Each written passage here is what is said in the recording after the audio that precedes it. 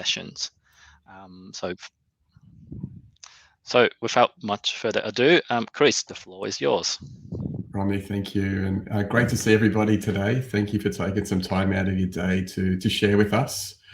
Some people that I know I've spoken with in the past, some on emails, some in virtual environments. Unfortunately, nobody face-to-face yet except for Romney, which I'm looking forward to seeing more than Romney and Jenica in person at some point in time as well. But in the meantime, we've still got the opportunity to catch up and have a chat. So as Romney rightly talks about today, we just wanted to spend a little bit of time with you to talk about what happens, I guess, in a deployment scenario, and to really show you how easy it is to move from the provisioning of a brand new system. So an order placed will automatically generate the provisioning of a system.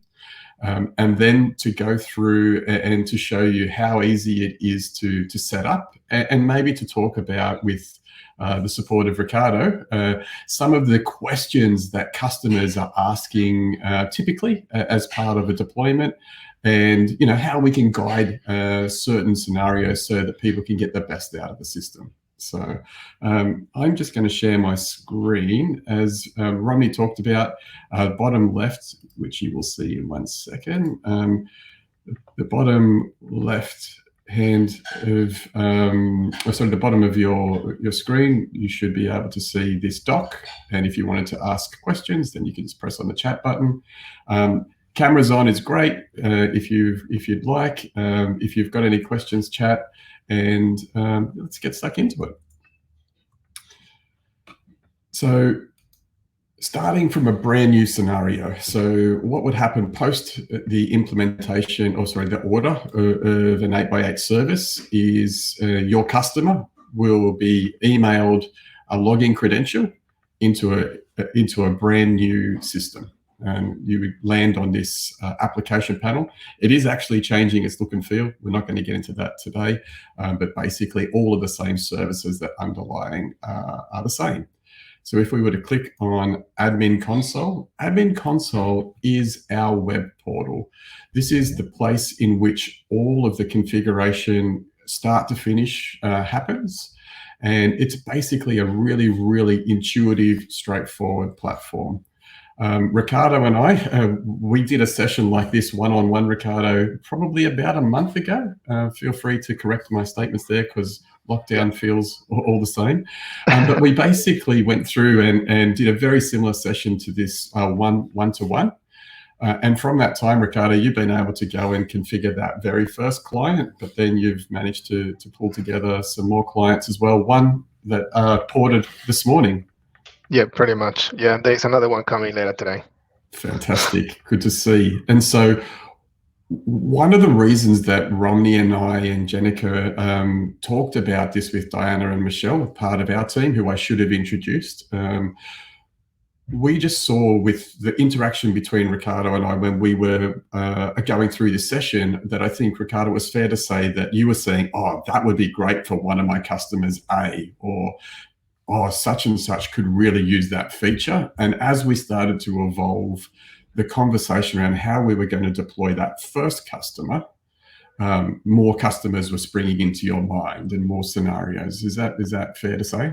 Yeah, that's correct, because it's based on my experience so far with the few clients that I've got on 8x8 by now, it's a system that we can just mold it to different clients' needs from the what you noticed yesterday, from the pickiest client to the most relaxed.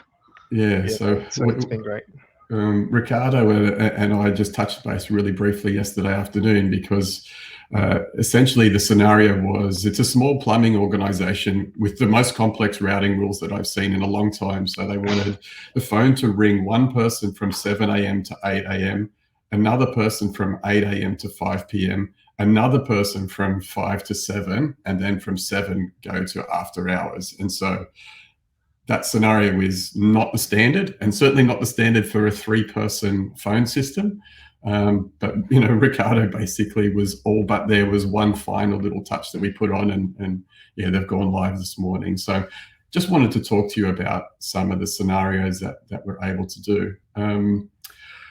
I'm going to make today's system, as you can see, it's the standard interface, brand new, and I'll talk you through the process that I go through and that I think Ricardo's starting to mirror himself. And maybe, Ricardo, if you've got any elements that you say, hey, I've adopted doing this because it's helpful for me, feel free to share that as well. But I've picked on a company that we're going to impersonate today.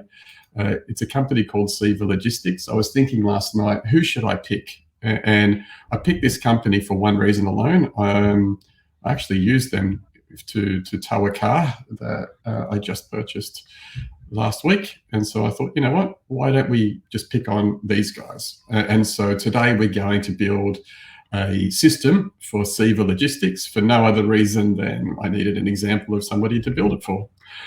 So with that said, I'll talk you through what happens for me and some really important points that I like to focus on as I go through a setup.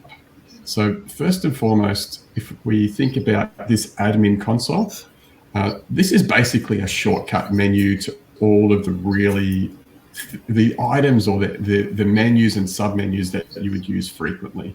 Company is where I always start a fresh deployment because I want to make sure of a couple of things. I want to make sure that I've got number of PBXs set right. My number of sites is what I was expecting. This tenant is a demo tenant, so it actually has one of every license that we possibly have. That's not likely for you guys, but just bear in mind.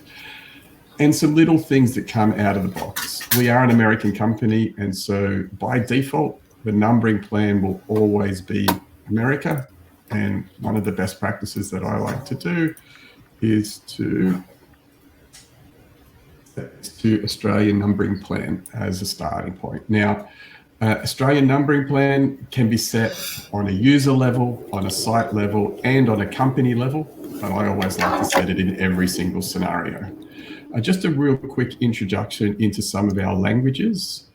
A PBX is effectively the different tenants that you might have built into one big tenant. So you would administer one PBX or a dozen PBXs from this same admin console. This is something that's built on the back end for you. And a typical scenario would be, we've got a branch in the UK, we've got a branch in the US, and we've got a branch in Australia. And the recordings, for instance, because of their classifications, need to be kept in each region. So we can actually build out a PBX that you would administer seamlessly in one system, but we can cater for that scenario. The other thing that we do is have the ability to break down into sites. So logical and physical locations or groups of users. And today we're going to build out a couple of sites for Seva. I thought as our example, we're going to think about a location maybe in Queensland, in New South Wales and Victoria for the sake of this conversation. So that's what we're going to set about doing now. Anytime you make a change, save button will pop up. And so we're just going to click on that.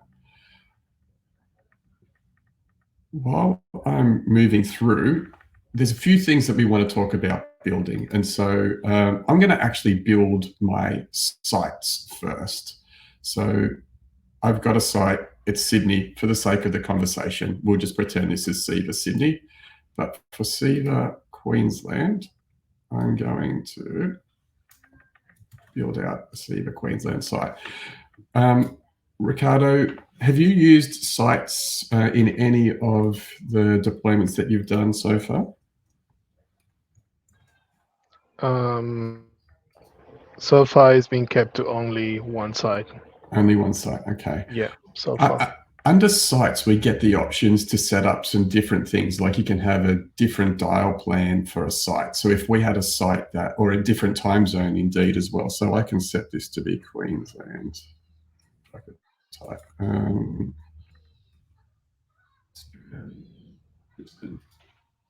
as an example, and I can set up some different things as well, including different calling plans. So sites is certainly a place where you would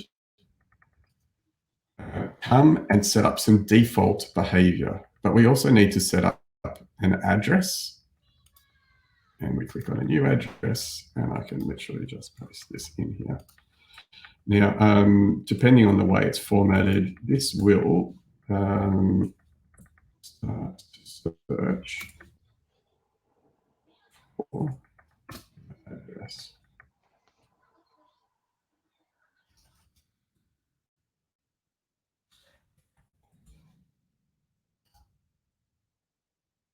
Okay, beautiful. So it's found our location and we're going to set that. This is a really important feature and one of the key reasons that we build up sites and we make sure users are attached to a site. Now, obviously in a work from home environment, there's scenarios where people aren't at that emergency site, but we do have the flexibility and the availability to be able to set locations and then add individuals to that location. Cool. So I've got now under my sites, you can see I have 2 sites, Queensland and Surrey Hills. Next thing I want to take from inventory is some phone numbers. Now, quite often we'll see phone numbers porting, and Ricardo, we were just talking about that. So there's the ability to port numbers into 8x8, but you can actually go and grab some temporary numbers as well. And so have you, Ricardo, dealt with porting in other phone systems? And I guess I'd ask you the question of how you might think about the porting process with 8x8 and how your experience has been, but also what that compares to for other phone systems that you may have dealt with, whether that be with Telstra or TPG. So with porting phone numbers, it's really not taken, except for the 1-800 number that we just moved across. That is taking just over a week. It's normally taken 4 to 5 days, like 5 working days, compared to porting a number with companies such as, let's say Telstra, which is a client I'm porting across right now. This client mentioned to me that when he moved across to Telstra the first time, it would have taken him 4 weeks to move his number across, whereas with 8x8 it's as simple as getting the form ready, getting the spoofing form ready, so we can already start using the number to call out clients, so the client can start using the normal number for the call outs until the number gets moved across. And once the number gets moved across and we've done the mapping, which I'm sure you'll explain later, it's just as simple as getting on with the day, and there's no downtime, which is one of the biggest parts for me. Yeah, fantastic. And that's something that we want to talk about. So as I was, thank you. And I've asked Ricardo to talk while I'm doing some boring stuff in the background so that you guys don't watch me click buttons and you get some real story. But as you've seen while we've been chatting just now, I've managed to grab 3 phone numbers. These phone numbers will be live for this demonstration in the next 10 minutes. So I will be inviting people in the chat to maybe place a call to some different numbers. For the sake of this, I'm going to put this number in the chat, and then we will invite you all to place a call to that in a second, and so that you can see how quickly the system works. So we've claimed some phone numbers. These phone numbers, like we say, will be live within minutes, and this is a live demonstration, so you'll be able to dial in and have a look. I probably should have talked to you guys about licenses first. So we have a series of licenses that comes with 8x8. As I mentioned, there's basically one of every license that's possible on this demonstration tenant. X1s, X2s, X3s. In this conversation, we're really going to focus more on how we set up a system rather than the features and benefits of each different license. But just letting you know that this is a really important place where you would come, see what users you have the ability to, what features you have ability to license users on. And included here is also things like how many phone numbers that you can provision as part of the system. So we have the ability to add 8 phone numbers to this demo environment. So we've created another site in Queensland. We've got our Sydney site. Let's have a think about users. So there's a couple of things that I want to talk to you about users. I've created one for myself at the second. one will automatically be provisioned for you with the system. A really important thing to note about users is that we sort of have two styles of users, for want of a better term. If you guys are going to support your customers, and Ricardo, I know that you do this, you're creating a top support account on the PBX, but that's not actually using a license. So we can create an account that has access to the administration console and all the admin capabilities to set up and manage on behalf of your end customers, but that doesn't chew up a license, and that's a really important feature as well. Ricardo, did you maybe want to elaborate on that while I create a user? Yeah, correct. So yeah, that's the best way of not using that specific user account when they may be using it, or when there is something, little changes that they need to make. So I've created those accounts with, like the way I've done it is Ricardo or top support dot the name of the company. So I've created that for every client, so I can just log in, make the changes that I gotta make, and I'm out without costing them anything. It's just a license that it is an administrator license that allows me to make all those changes for them without them even knowing about it. Fantastic. I'm going to talk to you guys about some best practice that we would see in adoption from end users. So first and foremost, email address as username. Now, that just makes people's life a lot easier. It's one less thing for them to remember.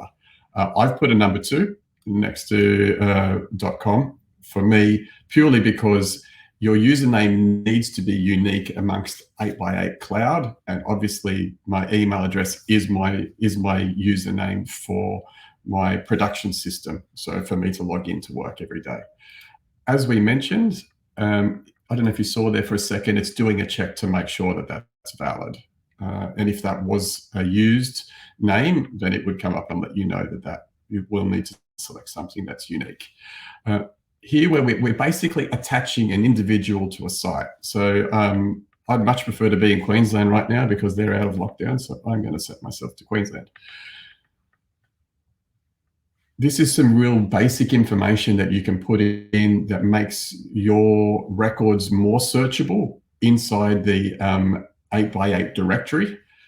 They can be filled in, they can be imported, and you'll notice here that I only have really simple configuration items until I attach a license. So if I was to attach an X1 license, which is a bundle of different services, you can see now I've got a lot more options. And as I add licenses that have more features and functions bundled, then you can see that extends on the left-hand side. So I'm just going to attach an X1 for this. Actually, you know what? I will leave the X4 because there might be something that's worthwhile showing you guys.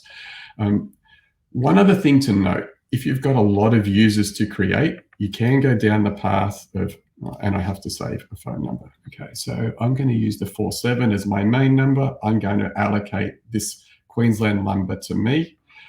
Each person and profile, so attendant profile or ring group needs an extension. I'm a bit old school and I like to use the last 4 digits of my phone number as my extension. But you can come up with your own plan, have 7,000s for Queensland, 2,000s for Sydney, 3,000s for Victoria. My only advice would be that if you're going to do this, build out a plan that you can apply to multiple customers.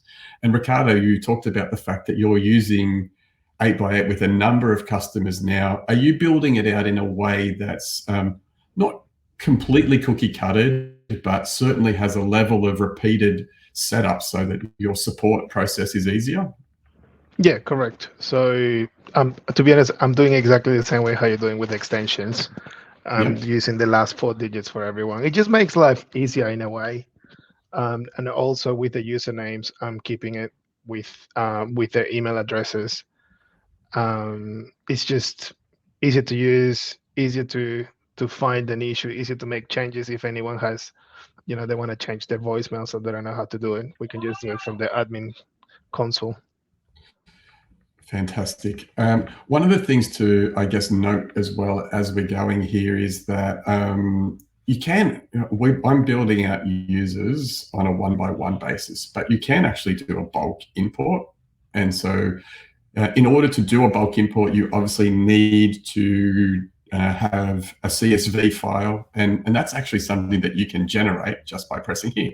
So before you can download this, or before you need to download this, you can also go through and set up the different pieces of the puzzle that you want to include. So for instance, if you wanted to add any of these variables into your configuration, you just tick the box, even to the point of, are we automatically turning on SRTP for people, things like that. So you name it, it's here. And then you download a template, which will just open in a CSV file, and then you can populate that, and then you drag that back up here.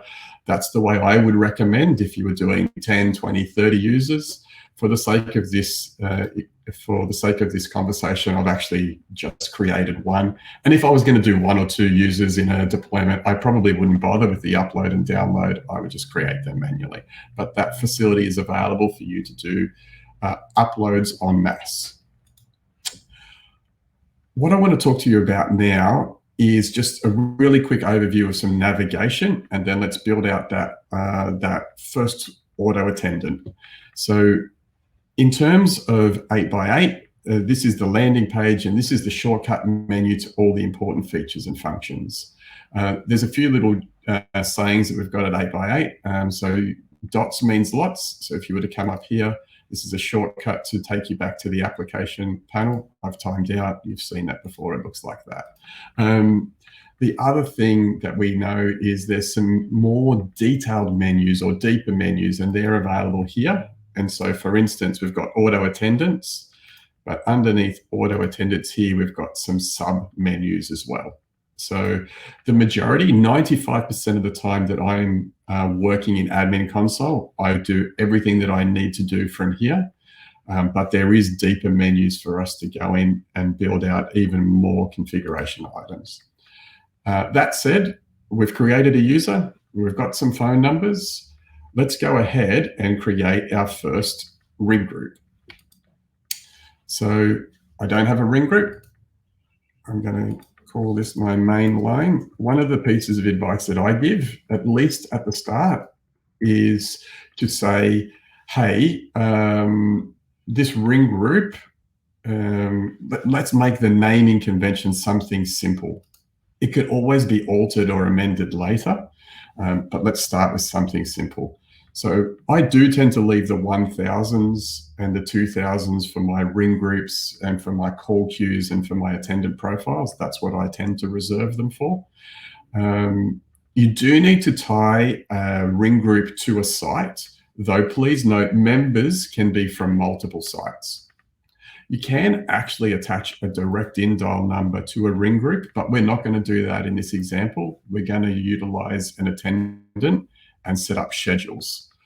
In a really quick scenario here, what do I want? The caller ID. So when somebody's being alerted, what do I want that party to be alerted by? For me, it's the ring group name plus the caller's number. I find that to be the most useful, but you've got options. And then we have 3 scenarios about how we might manage this ring group. Simultaneous ring in a round robin sense. So if Ricardo got the last call, he won't get the next one. That will come to me. Or repetitive. So we can set the order, and I will show you that one because I think that's probably the most interesting. And then adding members. So I've got Siva support. If I had more than one user, you would see that they would appear in here. Let me quickly save this, and I will just check a license on another user so we can show you with 2 people how that works. I should have done that earlier. Apologies, guys.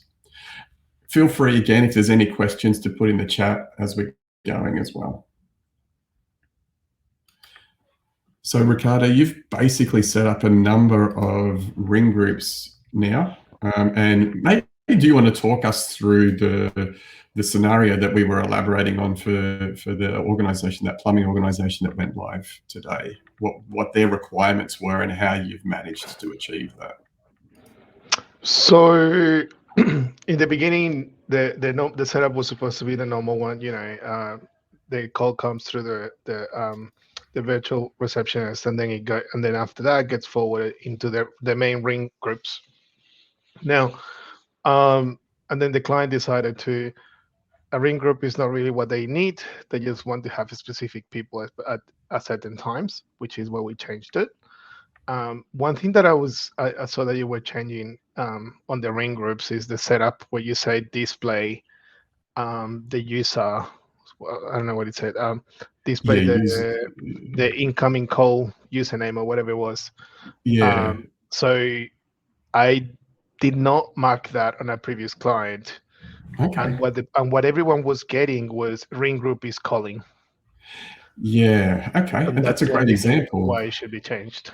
Yeah, definitely. So if I'm a member of 2 or 3 ring groups, which is quite common, I might want to know which ring group that is. And so by basically specifying in the basic information the ring group name, and the name here we've got is mainline, but that could be support or that could be sales.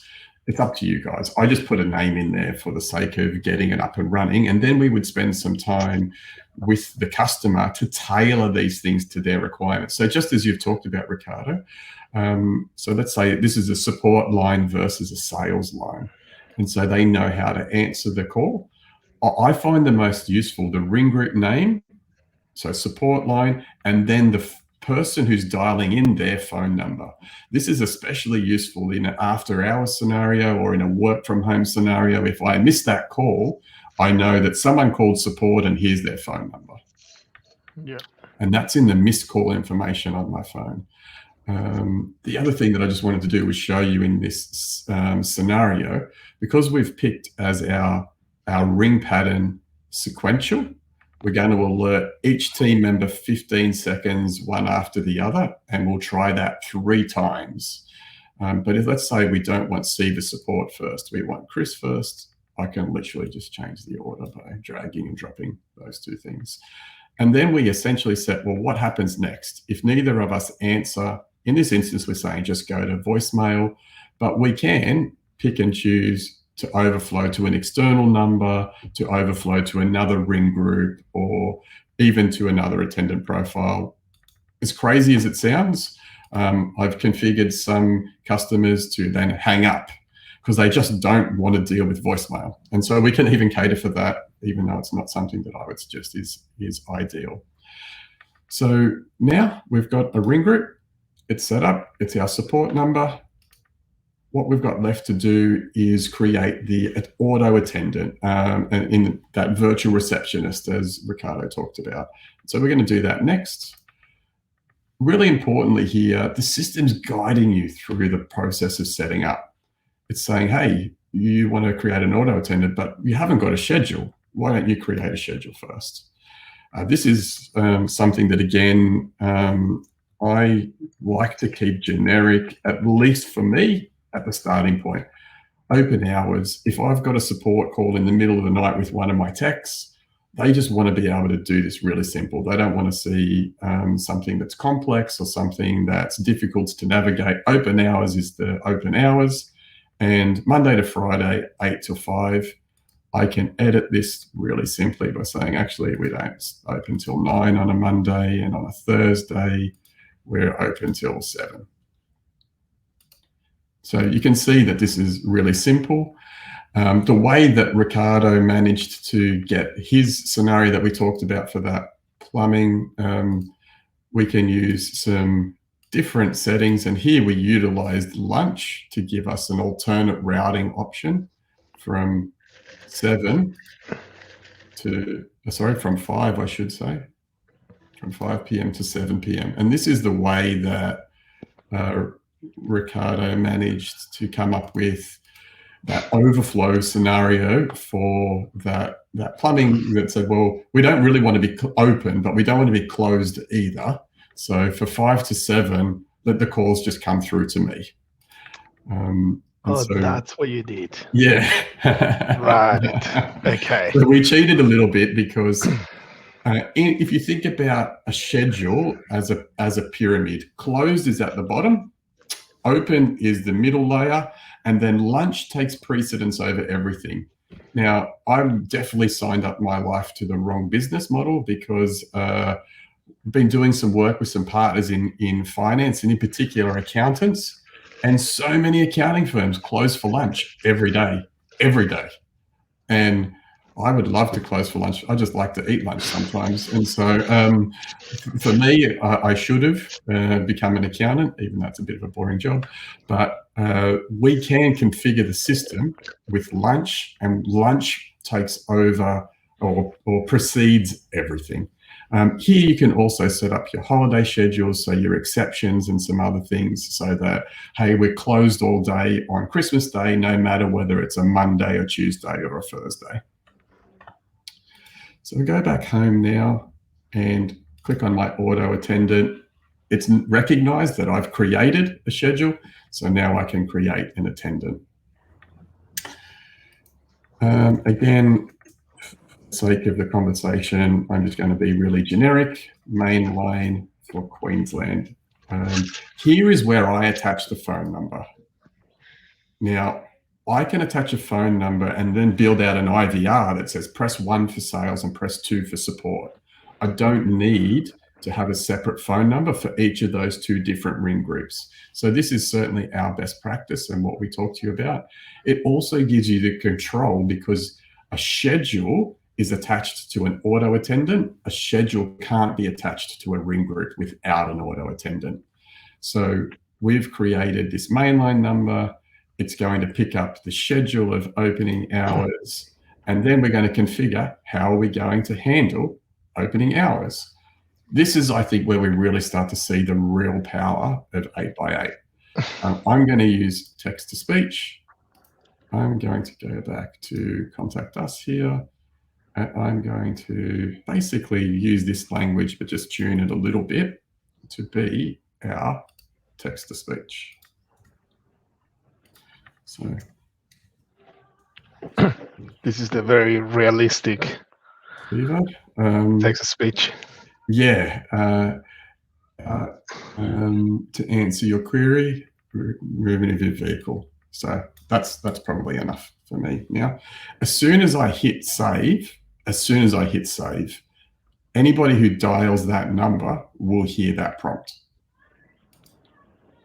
Now, right now, it's set to hang up, right? So it's going to play that prompt and hang up because I haven't configured any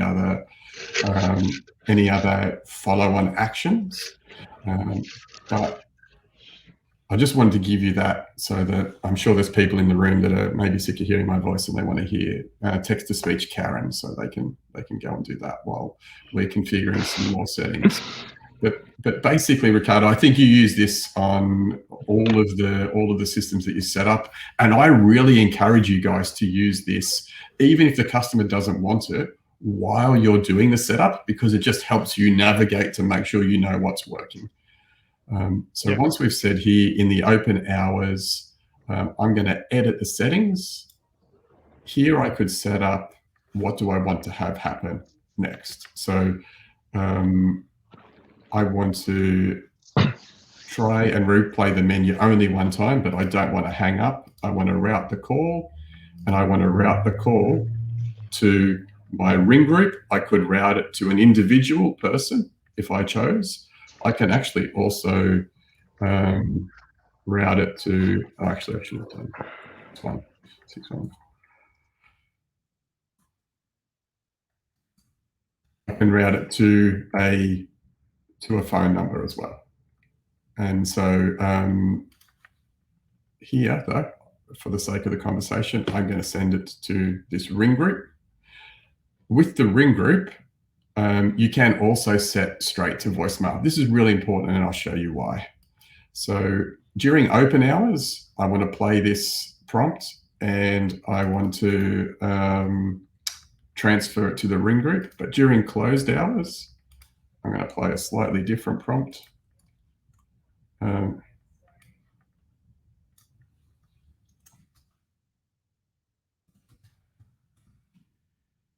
then I'm still going to send it to the ring group, because that's the group of people that I want to get the voicemail, but I'm going to send it straight to their voicemail. And literally we're away. If I wanted to build out an IVR, I could do that as well. And so here's where you say, right, press 1 for support, and I could route to a sub menu. I could route to voicemail directly, or I can pick one of those services like the support queue.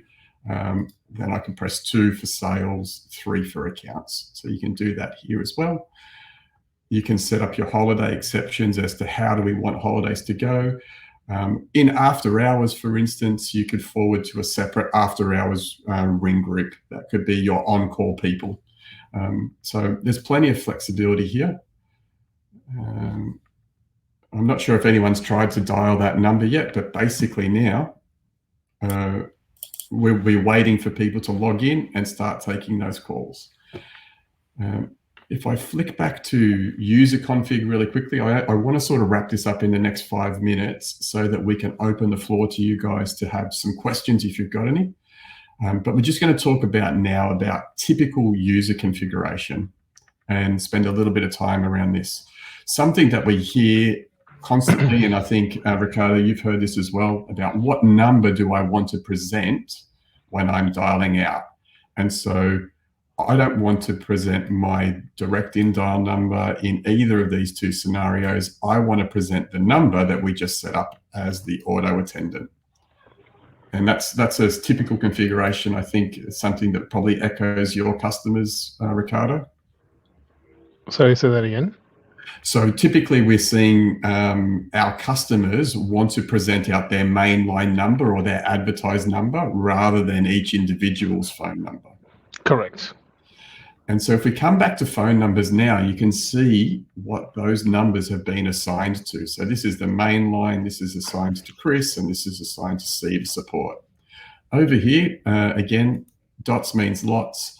We can use this phone number and set it to people's outbound caller ID.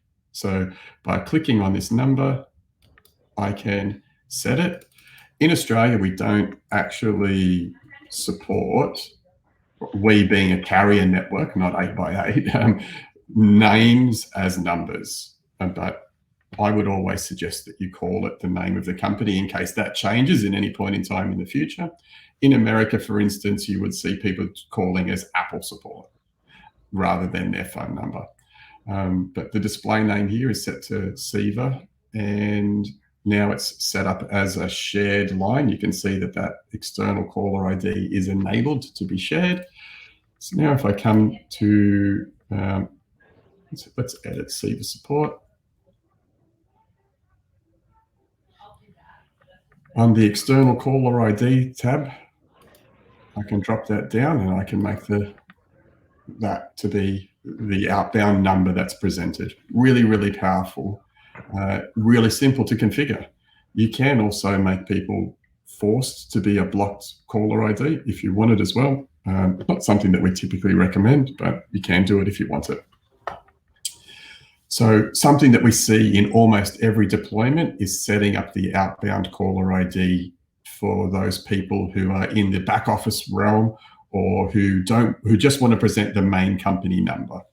Often this is the number that we're porting in as well. And Ricardo talked about the fact that we can ahead of time. So right today, I can set up and go through the process of having the number that I'm going to be porting to be presented as that number now. So I can go through the scenario, and within an hour of you submitting the forms, typically we're seeing that. Ricardo, I'm interested in your experience, but we have 2 people full-time here in Sydney that are responsible for just number porting and number provisioning. And so once you submit a form and ask for that to be turned on, we can make this number move to be what we call a temporary number, and then replace that in an outbound sense with the number that's going to be ported, so that you can start presenting that ahead of time. So can I add a couple of things to that? Please do.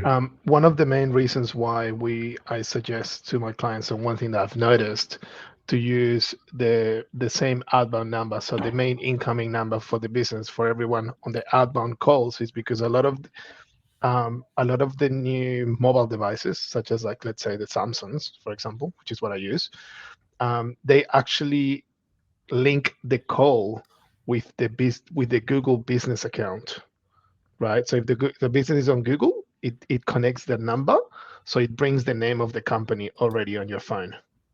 So it kind of builds a bit of an extra credibility when you're calling, instead of this customer's client going, "Who's this person calling me?" At least they already know who's calling them, which is something that has worked for a few of my clients, especially the tradies. When they call a client with a main number, some of the clients already knew it was them calling them, giving them a call. So. Fantastic use case, and thank you for sharing that. That's really powerful. I'm an Apple man, so I haven't actually noticed that experience yet, but certainly Google's got one up on Apple at the moment for that. Always. Lucky everyone's on mute, otherwise we would have just started a furious debate about iPhone versus Android. But, by the way, we have a fully featured feature parity mobile client for both Android and iPhone. So, and that comes with every license as well. Look, so just rounding out the conversations here, you can set on behalf of your customers their voicemail settings, their voicemail greetings. But as an individual, you can go and configure and set those settings yourself inside the settings of your own client. So I just wanted to point that out really quickly. But often, and I'm sure we've all had them, those clients that just can't figure it out. They can't figure out how to save a voicemail greeting.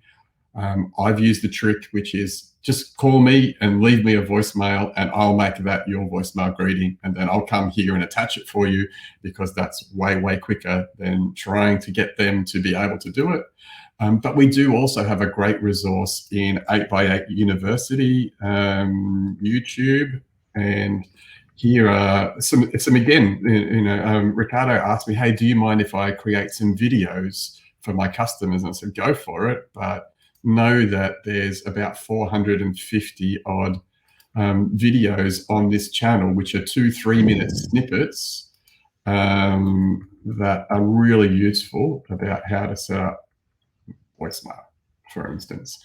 And so feel free to share these with your clients as well, or build out a little pack for your customers. So again, we want to be there to empower you, to support you, to help the customers adopt. And hopefully today, what we've been able to show you is from start to finish, how easy it is to set up a system to make it fully featured and functioning. We haven't touched on things like setting up call recording, which is available across the board. So a minimum of 30 days included call recording retention comes with every license. We haven't talked about call queues, which are a little bit more advanced than ring groups, which we can touch on if anyone's got any questions around those things. We haven't touched at all on contact center, which is a whole nother realm, and I don't have the skill set to do that. But in the main, you started to see how easy it is. And if we just finish with one thing, which was, I guess I wanted to talk to you about roles and permissions. There's a series of roles that are available in the platform, basic users through to full admin users. And you can see the different subsystems that people are automatically ticked on by those roles. You can create your own roles by copying or cloning a role, and then you can go and assign those roles. So these are the scenarios that you really can drill down to into that level of detail. You can talk about, from a recordings perspective, who has access to what, and you can also set up profiles and policies in the sense that, for instance, turning transcription on And I don't know that I've talked to you about this one. So whether you can, whether people are allowed to set their own voicemail. You can hard code it, and so no, you're not allowed to do it. You can turn off their ability to change their outbound caller ID. We can talk about whether they have the ability. So all of those settings that we talked about in users, whether they have the ability to manage or maintain or edit their profiles. So there's so much information that's available. So disabled voicemail transcription, I actually like to put this on. It's about 85 to 90% accurate. Sometimes it's worth a bit of a laugh. And what you'll see by that is that the audio file for voicemail is transcribed as well as being attached. And that's probably one thing on a user that I didn't show you about that we should set up about how do we want the treatment of a voicemail. So this is going to be the last thing I'm going to talk about, and then I'm going to throw the floor open to any questions. But under voicemail settings, we talk about how do we want the delivery. I'll have to be honest, I don't think that this notification is as clean as it could be in its labels, but once you've heard this once from me, it'll make sense. So disable notifications means it will only come in the client. You can add an attachment, so it'll send it in email, and then it will delete the original voicemail. Why that? You'll see that if I come to me, you can see I've got 141 voicemails because I actually don't listen to voicemails in the client. I do my voicemails as email attachments. So I, in theory, could have the attachment only setting because I don't use voicemails in the client. And that would then not send them, in theory, I should have this one, attachment only, and delete the original. But what I have is attachment only, which is sends me an email with the attachment only and doesn't delete the original. So it's kind of a little bit of language that needs some explanation, but I would suggest by default, you would put attachment only. That gives people the options. If you were to put email notification only, then it's just going to send them an email. You've got a voicemail. I find that kind of useless. I want to be able to have the voicemail attached. But yeah, that's the scenario for how you would configure people's different voicemails. And on a ring group or a call queue, voicemail will follow the same path as your personal settings. So with that, I am going to open the floor. Does anybody have any questions? Great. Thank you, Chris. Yeah, we have a couple of questions came in while you walking through the system. So maybe start with an easy one, is that besides the text-to-speech feature to set up the voice greeting on the auto attendant, what other options are there?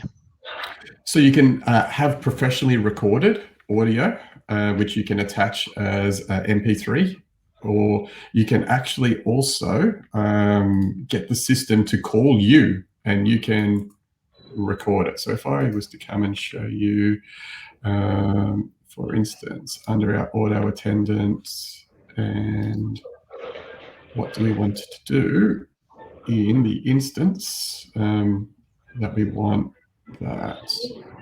So rather than use text-to-speech, we can play an audio file, or we can skip playing a prompt altogether. If we want to do that, we can select a file. So we can upload a file, or we can call an extension or a mobile number and have, and you can record that, that greeting on the fly. Great. Yep. So I have a second question from the audience is asking, one of the things you cover in the beginning is about the calling country when it's setting up the dial plan. Yes. If we left it the default in North America, would that affect the call quality? So it doesn't affect the call quality. We have a patented technology that's called Geo Routing. So if I'm an Australian user and my site and my dialing plan is Australia, but I happened to be able to get on a plane and go overseas for any reason, let's say I was able to go to our US office, when I connected, I would use the US POPs as they are the closest POPs to me. My dial plan is about whether I need to dial plus 6 1 for in Australia, for instance. So the confusion will be at your customers, where they'll, in order to dial an Australian number, if they're on a US dial plan, they won't be able to dial 02, for instance. If I was in Queensland, they would have to dial 612 to make that work. So dial plan is removed from call routing. Our call routing will be dynamic based on the location and the best path. Excellent. So at the moment, I don't see any other questions in the chat. So if anyone have a question, feel free to speak up. Just one of the things that I wanted to point out is how easy is 8x8 to use, and that is the main reason why I personally use it and recommend it to some of my clients. Like, for example, I was telling one of my clients that they could actually, I tested it with them. So you've got the desktop version, which we can see on Chris's desktop. Then you can have it set up on your handset, and you can have it set up on your mobile phone. And the fact that you can actually move your call around, so you can be on your mobile and then suddenly just send it to your desktop, or the other way around, kind of did make a lot of these persons' lives easier. And they couldn't believe it. They were like, what do you mean I can just move it around? I'm like, yeah, you can just, if you're trying to get into a Teams call, you need to do something else, or you need to walk away from your desk, but you don't want to drop the call on your desktop. Send it to your mobile phone. Off you go. Go to the bathroom if you want to. Yeah.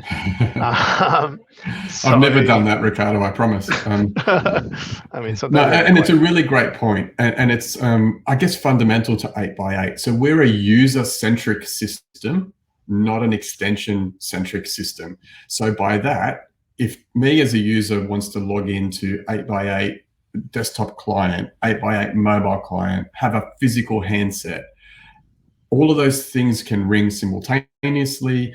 I can choose to migrate or move a call from one device to another. Ricardo, what's actually coming in the next release? Because 8x8 internally, we're on the release ahead of our customers and our partners. That's part of our own quality assurance program. In the next release, you can do that same thing to video. So I can move a video from my mobile device. This way, currently it's only released from mobile to desktop. So I can start this video call. If I had started this video call on my mobile, I can transition it to my desktop with a click of the button. So it will turn on my video and my camera on the desktop, and it will gracefully disconnect me once I'm connected on the desktop. Right. Okay. That's really good. Just another thing that I was going to point out, and just a quick example, one of my clients, my first client actually, so they're based in Picton.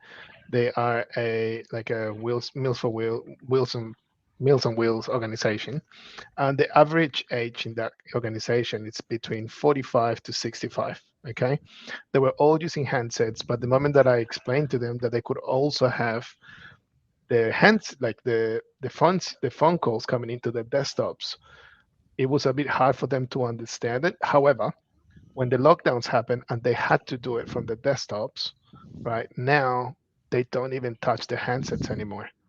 They make calls, they receive calls, everything from the desktops and their mobile phones, and they love it. They just find it so much easier to transfer calls around, because on the desktop you've got the list of your clients or people within the organization, so you don't have to remember those or set anything up on the actual handsets. So yeah, they called me not long ago. They said, "Hey, we don't need the handsets anymore. We'll sell them." Ricardo just spent the time setting them all up. Remember, I was crying there for a weekend. My first time, like, I can figure this out. But yeah, no, it's been really good, and that is my main point of, let's call it, sale to new clients, telling them that everything can be on. For example, and the client that is about to come on board, the reason why he wants to move across is because he's running off a zip trunk. Now he's got 5 to 6 numbers, which is not too many, right? But unfortunately, when the internet goes down, his phone calls are down, right? And he owns a paint shop, so he pretty much came to me saying, "Hey, I need to avoid this. Like, if and then when I explained to him about 8x8, because as soon as anyone comes to me, I'm like, 8 by 8. Anyway, so as soon as I explained to him how it works, because I told him, you could just have your phones running off the mobile phones. So if anything happens, you just take the mobile phones with you and you keep receiving calls and you keep on taking your orders. No worries, right? And that's what he loved it. He just went, let's just go, which is what I'm putting through. But yeah.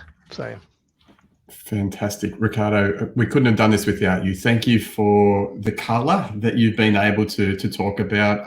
Obviously, my experience is I'm part of the partnership team, so I predominantly spend my time supporting partners rather than end customers.